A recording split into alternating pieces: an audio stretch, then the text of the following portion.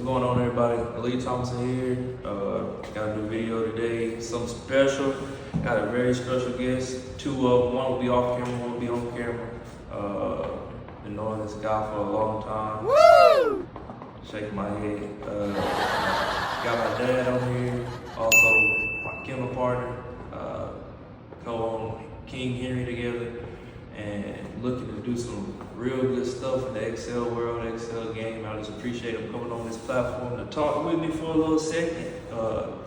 Ain't gonna be long, just talk dogs real quick. Shoot, I just appreciate you coming on, man. How you feeling? How you doing? Boy, I'm tired, all of that. Yes, sir. We here. So, how you doing? Doing okay, you doing all right? That's what's up. That's what's up. I'm just glad we on here. Got my mama in the back, you can't see her, she behind the camera. You gonna give her what's up? Yeah, she a director. She a director today, but yeah, gonna kick it off. Talk about the dogs that's on hand, on the yard. Shoot, up to what? 4 or 5? We got. We got 2, 3, 4. We got about 5. We got 5 bullies. Yeah. 6 bullies. We got 6 bullies, and we got 1 mixed breed. Yeah. He's a kid mixed with, I think, Lab. He's honestly probably the best dog on the yard, to be real. Yeah. We dog boy. Yeah, we started off with a couple, shoot, pretty deep in it now. But shoot, just tell me a little bit about Queen. That's our first one that we got. My dad got, and he owns her himself. But she's something to see. Tell me a little bit about Queen. Let's see, Queen. First of all, I want to give a shout out to Taiwan for that's where she came from. She released her. She's almost 2 years old now. She'll be 2 in December, and she's really a good dog. We bred her last February. Did 3 AIs on her. She didn't take. So what we had planned for her didn't happen. So this time we did something a little different. We did TCI with her. We've done 2 of those, and she's bred to something that's really nice. And I don't want to really put it out there until I get confirmation. Yes, but we're looking forward to something nice out of Queen. She should be a great producer and a great foundation female. Yes, sir. Nice. One thing I like about Queen got bone, Queen got head, and she has the blood to be able to carry the big dogs and big pups, so she's gonna be able to throw those big old traits that we like in the bully community. So looking forward to see what she does.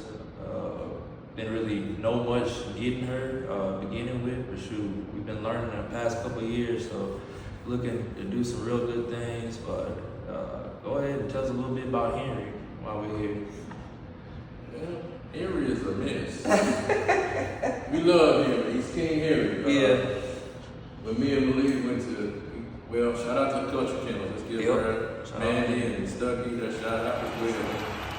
They produced King Henry. So, crazy story is when me and Malik picked out Henry, we wasn't sure exactly what we was gonna do.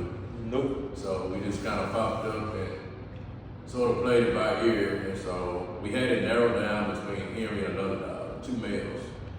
And Henry had more little ticking on his feet, I think around up under his neck. So that kind of really what sold us on Henry. He was bigger. Yeah, he was a little big, a little taller than the other. And they had a nice litter, by the way. It was sweet. Big old yeah, we ended up going Henry, and we just been trying to just deal with him and just mess with him, you know. He's been in a few shows. He's done pretty good as far as showing. He does pretty good at the shows. Now, car rides and whatever else, Henry's a menace. He got some getting used to, though. Yeah, he likes women. He does like women very much.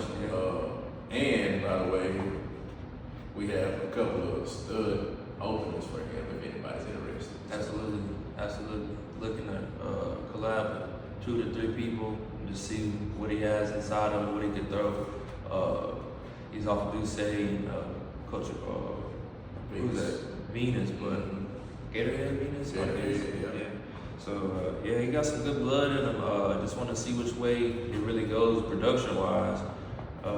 Still young, just turned 1, so looking to see what he can do. Try to get him back in the ring, get him some points. Right. Let's talk a little bit about kennel goals and what you got coming up within the next year. Let's talk a little bit about that. Well, I'm looking forward to seeing what's going to happen. I mean, you know, it's all trial and error on my end. Hopefully, Queen produces something really nice. And my plans for that, you know, it depends on what she does moving forward. It depends on what she does, really. So we're just going to kind of just gauge it as it goes. And hopefully, man, I get me a breadwinner out of the deal. Yeah. And then from that point, you know, I'm thinking about, I got a few people that's interested in some stuff out of it as well. So if I could do maybe a cologne or 2, you know, on a female or something like that, you know, we'd be able to work something. But first things first, we deal with confirmation and kind of just go from there. You know, kennel goal wise, just reinvest. You know, what we get out of it, just reinvest back into the kennel. Yeah. It's not going to be a whole bunch of profit with dogs. I mean, you know, we deal with dogs. I've been dealing with dogs my whole life. I love them, and I mean, you're going to kick out money, so it's really not going to be a whole lot of profit. And what you do make, it's going to go back into them anyway. So why not upgrade your program, and why not just try to shoot for the stars? Yep, absolutely. And I like what you said with upgrading your program because you know, quality is hard to come by, but dogs are easy to come by. So tell us a little bit about the importance of your selection of breeding and your selection of puppies that you keep and dogs you bring onto the yard. Talk a little bit about how much quality matters rather than just having any generic or basic blood or dog. Well, I mean, you have people in the bully world and the dog world for that matter doing different things for different reasons. Yeah. You have some people that just love dogs, just to have dogs. I know some people have dogs. Sorry about that. You know, just for pets or whatever. You know, and then other people, they breed for show quality dogs. You know, some people do rescue dogs. I mean, it's so many different avenues. Yeah. A goal of mine is a personal goal because I want to produce show dogs. I mean, I've never really been into the show dog scene, but once I was introduced to it, I was sort of hooked. And then I started setting my personal goals towards what I've seen and what I know I want to do. In times past, I've bred dogs, you know, primarily pit bulls. You know, I got a fairly long history with pit bulls. You know, I love them. Got one tatted on my chest. I love the dogs. I love the breed. Yes, but back then, when I was doing that, it wasn't for show purposes. Yeah. It wasn't for fighting purposes either. But Yeah. I just love to breed dogs. You know. Yeah. So going into this, I think the importance of my upcoming goal would be to produce something real nice for the show ring. You know, and that's just a personal preference for me. Yeah. And I hear you speaking about shows. Just talk a little bit how we went from zero knowledge to going to shows to actually being able to just look at a dog and see if it's show quality, pet quality. Just talk a little bit about the progression from beginner stages to where we are now and what we've learned so far. Yeah, because I'm nowhere near an expert on showing dogs, but I'm learning as I go. My life is just consistent of trial and error. So I'd say first show we went to, actually we picked up Henry at the show. We met Mandy at the show in Shelbyville, I think it was. And that was my first experience with dog shows ever, you know. So once I got there, you know, of course we was there to pick up Henry, but at the same time I was just sort of enthused. And I learned a lot just by sitting back and watching what kind of dog, what quality of dog came through, how people handle the dogs, how people judge the dogs. It's just really a process. And I've learned quite a bit since that show. Yeah. So I'm still learning as I go, and I'm still picking up things as I go, and I'm trying to apply it to what I already know. So we've came a pretty long way in a short period of time. Yeah. and we still learning. So Absolutely. yeah. To piggyback off that, let's talk a little bit about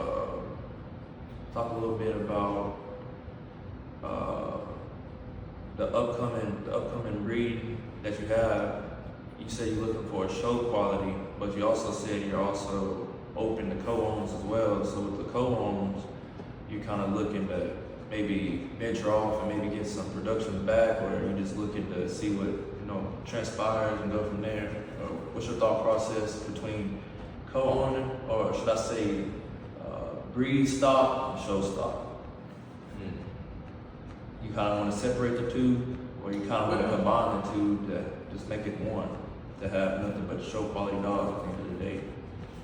Well, I mean, like I said, my ultimate goal, for me, personal goal, is to produce show quality dogs. Yeah. But in the process of doing that, you're gonna have to have foundation dogs. I mean, every dog that you produce is not gonna be a show quality dog. Yeah. So when I say co-own, it really depends on what is the ground. I mean, if it's a keeper female and somebody wanted that keeper female,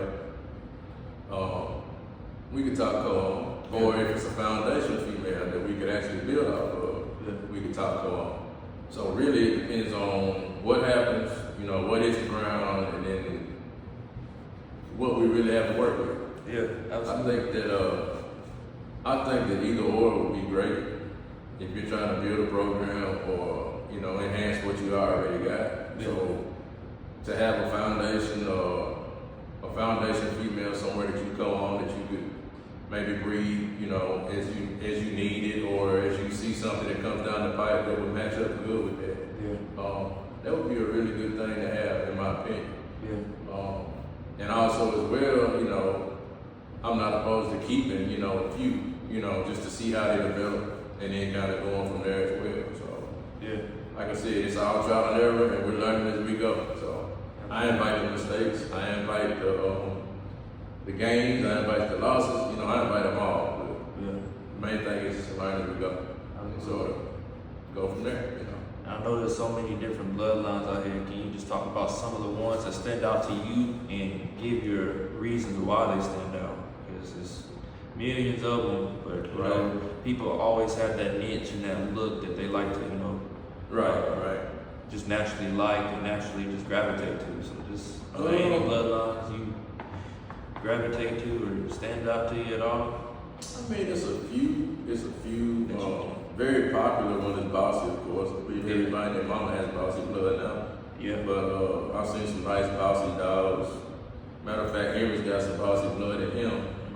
It develops kind of slow, at least from my experience. It kind of develops slower. Yeah. With that being said, I like Pro Bulls. I mean, they have big bone dogs. They're big bone, big muscles. Actually, Queen's got some of that in her. A lot of it's Pro Bulls. Yeah. I like that bloodline. There's a Sin City bloodline that I did a little research on. It's kind of got my interest. I haven't tapped into it as far as physically having one of the dogs off of Sin City, but that bloodline is nice. It's a few that I could go into detail with. Yeah, I'm just doing research. And then I'm also looking at standard blood as well. There's a lot of nice standards. I'm not opposed to standard. I like medium to big size dogs. I don't really discriminate. But it's a lot of nice standard blood. Me and him actually had got a dog from Tyshawn Hilliard. And she's got a bunch of Louis V. She got Louis V. So that's my stuff. It's what? And a bunch of pocket blood. Yeah, smaller. So that's really my first experience with that blood as well. So I'm learning from that and trying to see how that develops. Before we can do anything with that as well. So it's a few different bloodlines that's got my interest. Well, shoot, outside of your own kin, are there any dogs that stand out to you, like that you can name off the top of your head? That you just see and you're like, dang, that's a great one that came to my brain was Apollo. Yeah. That big XL Apollo, he stuck out. I seen him at a show. We was in, I think, Florence. Yeah. And he came through. Alicia Charlet's got some nice dogs as well. I can't really think of their names right now. I'm sorry.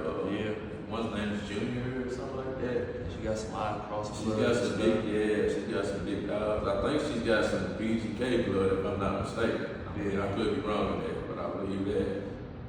She's got some nice dogs. Let's see. There's a Cash. I think Candy up here has a dog named Cash. Yeah. He's a little older. I think he's a classic. Nice looking dog. He checks a lot of boxes. Let's see. There's a few more. I just drawing a blank at the moment. Yeah, There's yeah, a few more dogs. 100%. Dang, what's the dude's dog? Is it Prophet? Chris Simmons? Oh yeah. Chris Simmons' dog's Prophet. He's got a nice, I think it's a standard. Mm-hmm. But he always has nice dogs. Shout out to him. He has some nice dogs. So it's a few dogs that's really just stands out in my eyes, catch my attention. 100%. Yeah. 100%. Can you talk about what made you get into bullies seriously, and how is that transition going from just a regular pet owner to invested into something that means more than just blood and just more than just regular pets? You know what I'm saying? You actually turned me on the bullies, to be honest. When you brought Coco home, she was a nice looking dog. Kind of strange looking to me at first. Because I don't like Merles. I mean, honestly, I own a Merle. It's just not my cup of tea. Some people love them, But she was a nice looking dog. But that's how I really got introduced to the bullies, through her. And then, once I dealt with her, a little bit, and then I learned more about the breed itself. Me coming from Pit Bulls, I noticed they're less aggressive. You can take them out in public. They're friendly. So that kind of draw me to that. When I was younger, I dealt with a lot more highly aggressive dogs, and I'm not quite so young anymore. And so that kind of, I kind of outgrew that, if you can say. And so the bullies kind of just fit, where I'm at with my lifestyle and the way that we can interact with them and the way they interact with other people just kind of got my attention. So I kind of got serious at that point. And then as far as making my own investment, I did a little research before I started messing with the bullies full blown, full time or whatever. But I pretty much had my mind made up that I had a plan going into it. If I'm gonna do it, we're gonna do it right. So I had a little plan, had a game plan, and just trying to execute that game plan now. So that's how it all got started for real. 100%. And shoot, that's just like with anything. You don't really know what's going to transpire, what's going to happen until it happens. Right. Once it's going on, you're just in the midst of it. You're just going from there. Me personally, I've been really doing research the past couple of years, of just watching and trying to learn, see different tendencies and stuff like that, different bloodlines, different looking dogs that actually are quality and look good. And shoot, now I can really just eyeball stuff and just be like, dang, now that's a quality bloodline, or that dog's line bred, or that dog's an outcross. And right. It's a bunch of terminology and lingo you learn going along the way as well. But I ask the next question. Let me think. Any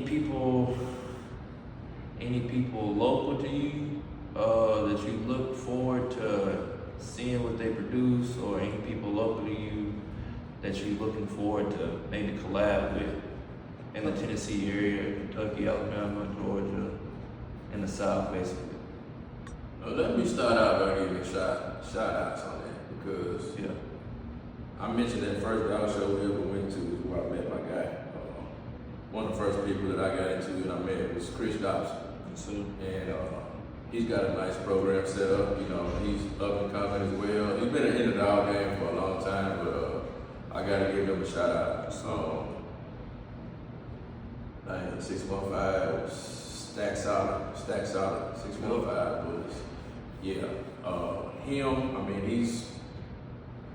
he's one of the people that's helped me along the way, just learning a lot of stuff. I've got Thomison, of course, you know, we stay in talks a lot. That's my guy, met him, you know, sort of the same way, basically the dog shows. We've been talking here off and on periodically.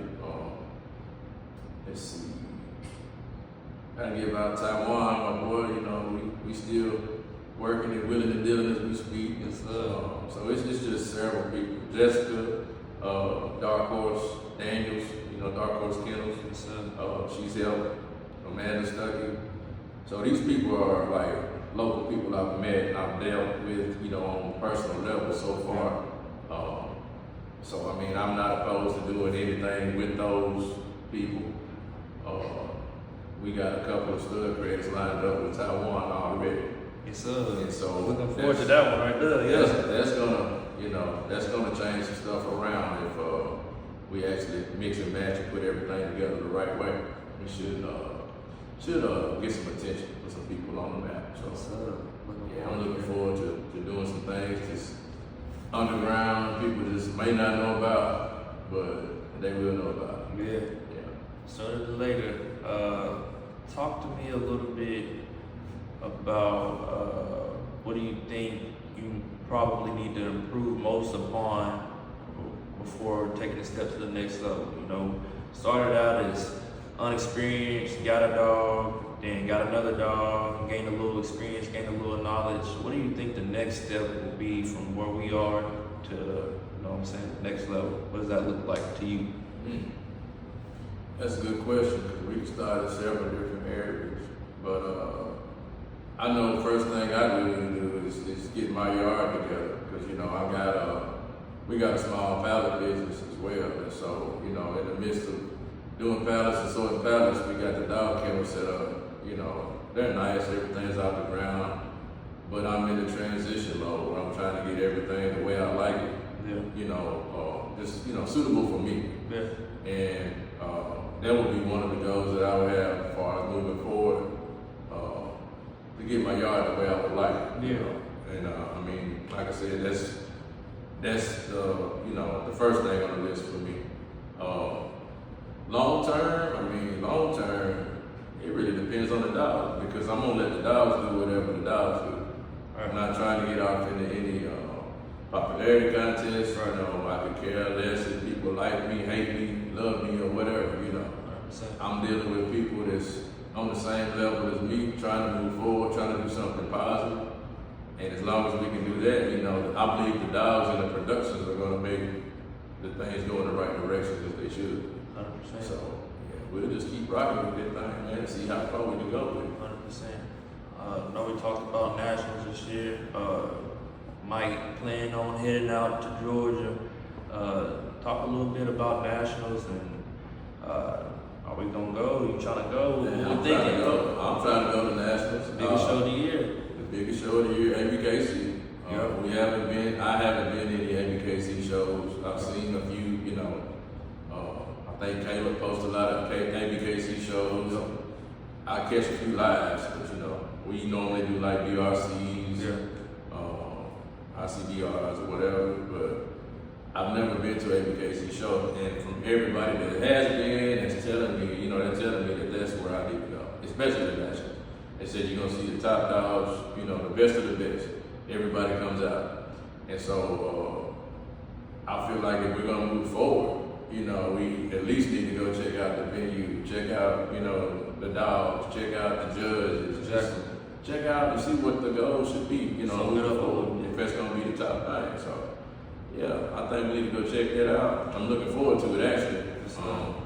Trying to make a plan. Maybe I get my wife to go with me this time. Yeah. She's only been to one dog. Personal driver. I think she liked it. This would be the one that she would probably enjoy. So, Yeah. Pretty cool. Pretty What big. dog would y'all take to the show? What dog would we take to the nationals? I mean, that probably depend on the situation at that time. I'd like to take Henry if we did. Go. I'd like to take Aaron. I love to take Queen, but Queen doesn't act right to show it. Yeah. It makes it difficult to get points because, you know, everybody's like, she's a great dog, just work with her more. And I'm like, no, she's a stubborn. Y'all just don't realize she's really stubborn. Like, she does what she wants to. I would take her, you know, I probably wouldn't enter her at all. But, you know, Henry, I think he would be a good contestant. Yeah. Look, Candy, she's an up and comer. Yeah. I wouldn't mind just taking her, just sort of get her acclimated to the dog show scene and to other people in the socializer as well, you know. Yes, sir. So we got a couple of little options. Yes, Leo would be nice. Leo would be nice to take. Yes, sir. You know, and you got to calm down a little bit too, but you know, Yeah. he's wild. He's still young. We got a bunch of young pups in there. You know, Yeah. they show it. They show it. So, Got a lot of young ones. yeah, we'll figure it out as the time gets closer. Yes, sir. I had a question in my head and evaporated. I'm trying to think. I had a good one. My mama done threw me off over there and asked a different question, took my head in a different direction. Shoot. Can't even think. Rodney, who's your favorite dog Favorite dog? on your yard? My favorite dog on my yard. I don't know why he thinking when he got. We already know. Let's No, I do gotta think about it. Whatever. You talking about the most spoiled brat would be Queen, but she's not my favorite dog. Liar. No, she's not my favorite dog. She's my first female bully that I ever had. Like, legit, all the Yeah. way. So, of course, I made, you know, she all spoiled her, I admit that. But that doesn't mean she's my favorite. She loves me. I don't know why she don't love you like she loves me. But, I'm not gonna say I have a favorite, to be honest. I don't even think my favorite's been born yet, to be honest. Yeah. To be honest, 'cause I'm really waiting on a boy. You know, once I find that right boy, I think me and him can bond. Now, speaking of that, I do want to talk about my boy that I had for 13 years, Yeah. Rockefeller, and hey, that was my dude, one of my dudes. I had another one. Me and Rock had a relationship, you know. We was cool, you know. He's almost like my right hand man for real. Like every time I went somewhere, he'd be under between my legs or, you know, somewhere. If I walked anywhere, he's gonna be there. Yeah. So I had him for years and years and years. And once he died, you know, that kind of took me away from dogs because I had grown and attached to him. You know, I was attached to him, and that relationship kind of messed me up with dogs once he passed. And so I kind of backed away from the dog scene for a long time. This guy kept bringing on dogs in the process, and I'm like, I don't want to see another dog, you know, get your dog gone, I don't want to see another dog. He keeps on bringing dogs, and so eventually I ended up getting, close to the dogs that he had brought, and, we kind of got back into the swing of things with dogs. Yeah. And so I really haven't had a favorite, since then. It's just been like, getting back into it and growing as a breeder and as a dog lover, It's hard to say a favorite dog because I love them all in different ways. Yeah. And so I think if I'm able to produce my own boy, yeah, you probably start looking at a favorite then. And I still don't want to be biased, but it's nothing like a bond between your boy and your partner, Yeah. So. And the swing of things, you also got to think it's going to be tens to hundreds of dogs coming through, and then shoot, you never know what the future holds. So Yeah, it's kind of hard to say. Yeah.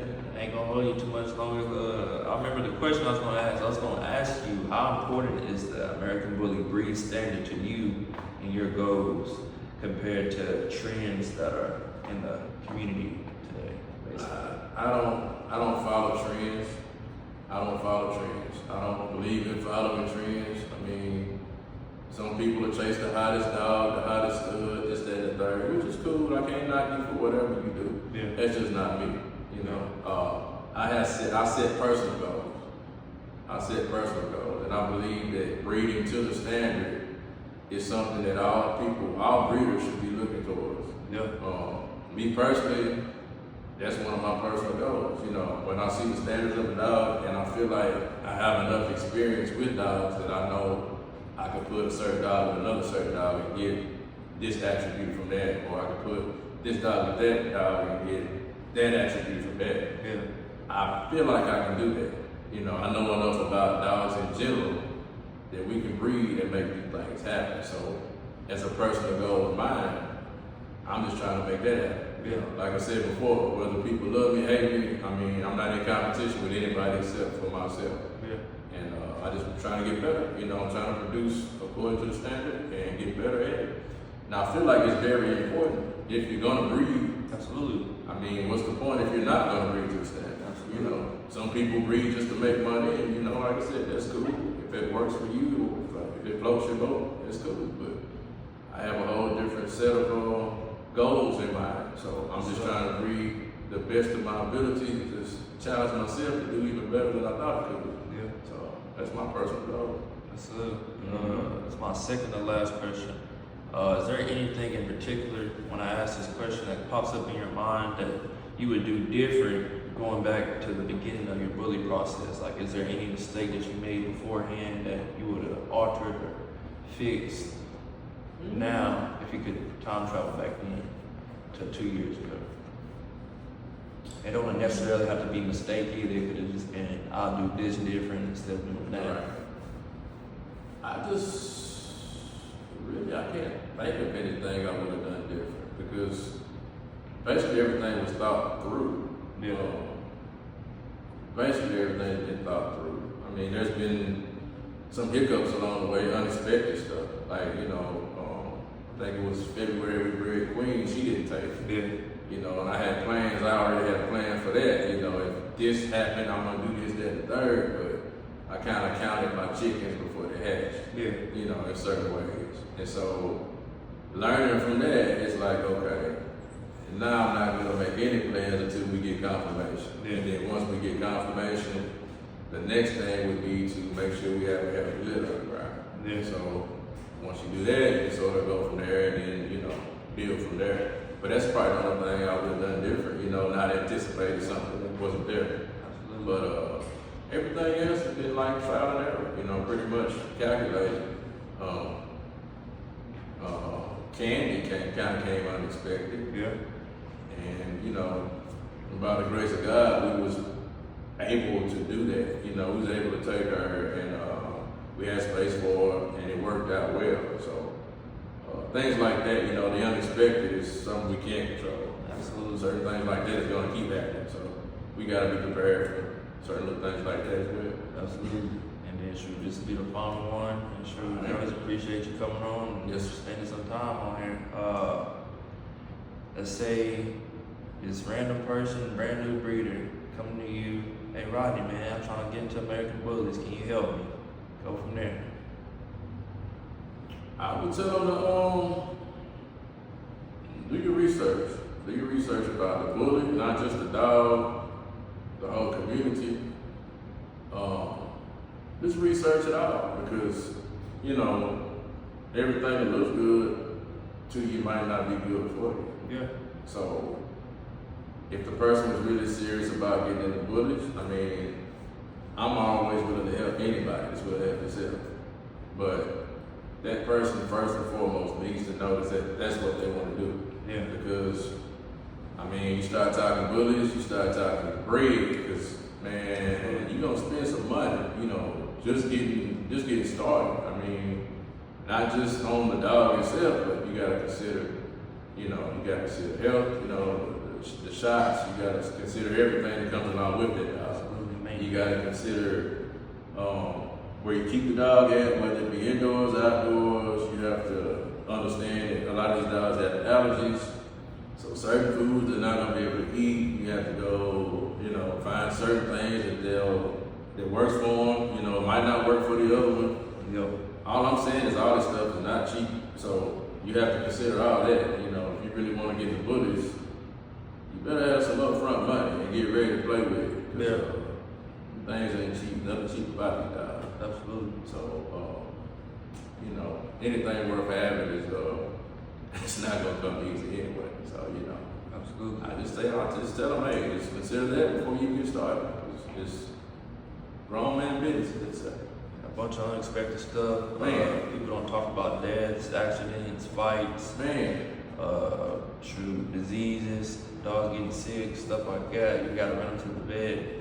man. War wounds, gashes, stuff that people don't talk about. Just glorify the glitz and the glamours of it, but it's a bunch of undercover costs, and then it's a bunch of maintenance regardless, and that's just with anything. But Yeah. another living organism, you gotta know you're gonna spend money, whether it's food or whatever. So Another mouth to feed. 100%. And they like to eat.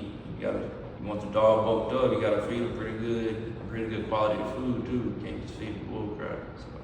But yeah, I appreciate you coming on, man. I ain't know if you was gonna come on or what. I just appreciate you giving me your time, Yeah, I'm gonna come get my $20. Yeah. Come get my bread, This man. man waved to me Ohio State, Texas. And I'm trying to tell you. you luckily picked Ohio State, and they luckily won because Arch Manning is kind of mid this year. I love it. Got $20 more. Talk about some 20. Hey, one more thing, man. Yeah. We gotta promote the platforms. Yeah. We build platforms. Yeah. So periodically I'll post stuff like that on my page. That's it. There's been a lot of people that's inboxing me to ask me about them or whatever, and those things are pretty nice. I mean, they're relatively simple to build. Yeah. It's something I enjoy doing. The only problem is, the time. It takes me a lot of time to get free time to build, And so if anybody be interested in one of those or some of those, just holler at me on the link. I mean, we'll try our best to get it, to you in a timely manner. But yeah, that's all I want to say. Yeah, they come in handy, Yeah, they help. One thing I did learn with the platforms, the easiest thing to probably do is get a pressure washer. That'll make it real easy. A light pressure washer don't even gotta be hidden. Yeah. Because water hose, it got pressure, but stuff gonna track on the top of the platforms and stuff. So a light pressure washer will help clean it right out. And a rake and a shovel, you're gonna have a nice sanitary place for your dog. So yeah. But yeah, I appreciate y'all tuning in, man, to the next one. Alright.